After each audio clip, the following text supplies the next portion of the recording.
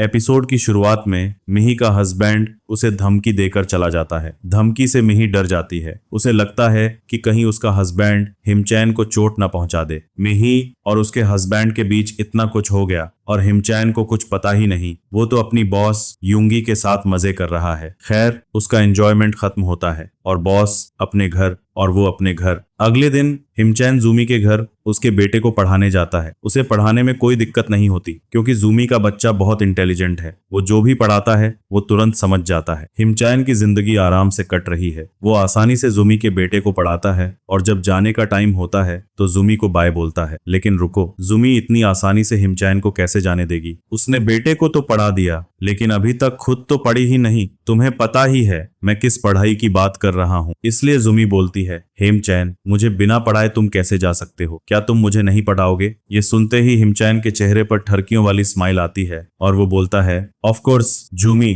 तुम्हें बिना पढ़ाए मैं कैसे जा सकता हूँ? फिर क्या? वो वहीं रुक जाता है। जी हाँ, हिमचैन जूमी के घर में ही रुक जाता है। इसके बाद जूमी पहले अपने बड़े बेटे को खाना खिलाती है और उसे बाहर खेलने भेज देती है। फिर अपने छोटे बेटे को खाना खिलाती है और उसे बिस्तर पे लेटा देती है। अब दोनों बच्चे गायब तो जूमी और हिमचैन को टाइम मिल जाता है एक दूसरे के साथ टाइम बिताने का। फिर वे लोग टाइम बर्बाद नहीं करते। तुम्हें पता ही है वो लोग किस तरह टाइम बिताते हैं। वे लोग खेलते हैं। जी हाँ, इसके बाद दोनों के बीच होता है भयंकर खेला। अब तो हिमचैन उसके बेटे को पढ़ा चुका है। अब बारी है उसकी मम्मी की। वो जो है उसकी मम्मी को उसके बेटे से भी अच्छी तरीके से पढ़ाता है। फिर हिमचैन को याद आता है कि उसे ह्यूम को पढ़ाने जाना है। इसलिए वो जूमी से अलविदा लेता है और ह्यूम के घर जाता है। वहां उसे पता चलता है कि ह्यूम अब वो भोली भाली लड़की नहीं रही जिसे पढ़ाई करनी है। अब उसे हिमचैन के साथ खेलना है। इसलिए वो जबरदस्ती हिमचैन के साथ खेला खेलने लगती है। वो लोग कर ही रहे होते हैं तभी वहां पर एंट्री होती है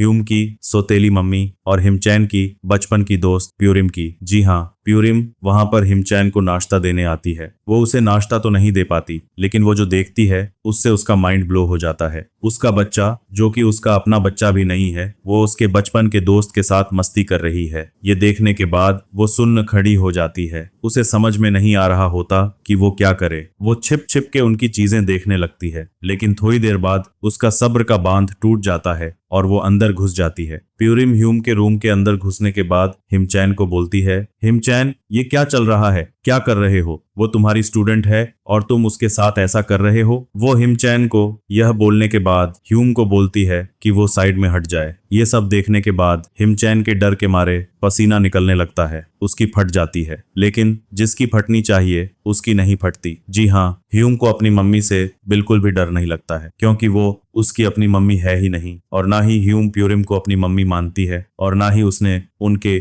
और उसके पापा के बीच की शादी को एक्सेप्ट किया है। इसलिए वो प्यूरिम को वैल्यू नहीं देती है बल्कि उसे धमकाती है और बोलती है कि अपने काम से काम रखो। वो उसकी बात नहीं मानेगी। वो उसे जरा भी इज्जत नहीं देती। इसलिए वो खुद ही प्यूरिम को अपने रूम से भगा देती है। भले ही वो प्यूरिम को उसके रूम से भगा देती है लेकिन हिमचैन की फट के 24 हो जाती है। वो वहां पर रुक नहीं सकता है क्योंकि प्यूरिम को पता चल चुका है। हिमचैन प्यूरिम की नजरों में और नीचे नहीं गिरना चाहता था। इसलिए यारो बिना कुछ ज्यादा सोचे वो हेम के घर से निकल गया। वहां से निकलने के बाद हिमचैन पार्क में गया। वहां उसने देखा कि उसकी बचपन की दोस्त प्यूरिम उसका इंतजार कर रही थी। वो उसके पास गया और प्यूरिम ने उसे बताया कि हेम और उसके बीच जो कुछ भी हुआ वो उसके बारे में नहीं जानती लेकिन अब से हिमचैन को हेम को ट्यूशन पढ़ाना छोड़ देना चाहिए। हाँ, उसने उसे हेम का ट्यूशन छोड़ने को कहा और साथ ही हेम का नंबर ब्लॉक करने और किसी और नंबर से भी कॉल आए तो ना उठाने को कहा। अगर उसने ऐसा नहीं किया तो प्यूरिम उसके पति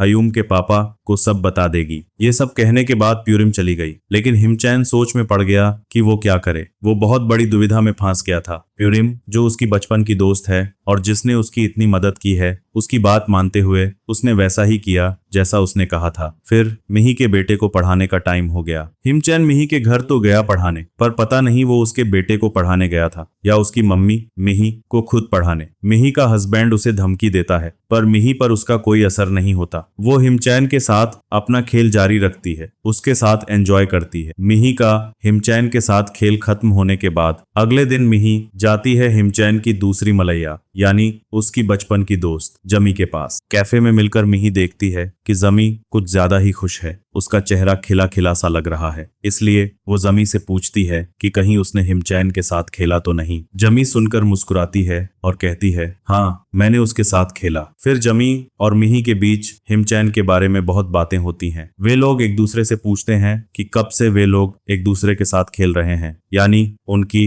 सारी बातें हिमचैन के इर्द गिर्द ही घूमती हैं। अब दोनों को पता चल चुका है कि जुमी भी हिमचैन से करवा चुकी है और मिही भी। अब जबकि दोनों एक दूसरे का राज्य जानती हैं, तो रात को मिही हिमचैन को अपने घर बुलाती है और उसके साथ खेलने लगती है। तभी अचानक डोरबेल बजती है और हिमचैन डर जाता है क्योंकि उसे लगता है कि मिही का पति आ गया। मिही उसे डरते हुए देखकर कहती है कि डरने की कोई बात नहीं है, वो उसके लिए एक सरप्राइज लाई है। सरप्राइज के बारे में सुनकर हिमचैन पूछता है कि ऐसा क्या सरप्राइज है। मिही कहती है कि वो देखे तो वो सरप्राइज देखकर पागल हो जाएगा। फिर मिही जाती है और दरवाजा खोलती है और वहां कौन होता है? जमी। यारों, जमी वहां आ चुकी है। हिमचैन जमी को मिही के घर में देखकर हैरान हो जाता है और सोचने लगता है कि जमी इतनी रात को यहाँ क्या कर रही है। वो मिही से पूछता है कि जमी उसके घर में क्या कर रही है। मिही बताती है कि यही वो सरप्राइज है जिसके बारे में वो बात कर रही थी। हिमचैन को समझ में नहीं आ रहा होता है कि मिही क्या कहना चाहती है और जमी कैसे उसका सरप्राइज हो गई। वो मिही से पूछता है तो मिही कहती है कि वो टेंशन क्यों ले रहा है। वो बताती है कि सरप्राइज क्या है। मिही हिमचैन को बताती है कि उसका सरप्राइज और कुछ नहीं बल्कि आज पूरी रात वो और जमी साथ मिलकर उसके साथ खेला खेलेंगे। हाँ यारों, तुम लोग सही सुन रहे हो, जो तुम लोग सोच रहे हो वही होने वाला है हिमचैन के साथ। हिमचैन को विश्वास नहीं हो रहा था ये सुनकर और वो खुशी के मारे पागल हो जाता है कि उसे एक साथ दोनों के साथ मस्ती करने का मौका मिलेगा। और इसके बाद शुरू होता है असली खेला। और इस असली खेले को तुम लोग फुल मजे के साथ, फुल एंजॉयमेंट के साथ देखना है तो फिर आपको बस चैनल को सब्सक्राइब करना होगा और बेल नोटिफिकेशन ऑन करनी होगी। तो मिलते हैं अगले एपिसोड में। Thanks for watching.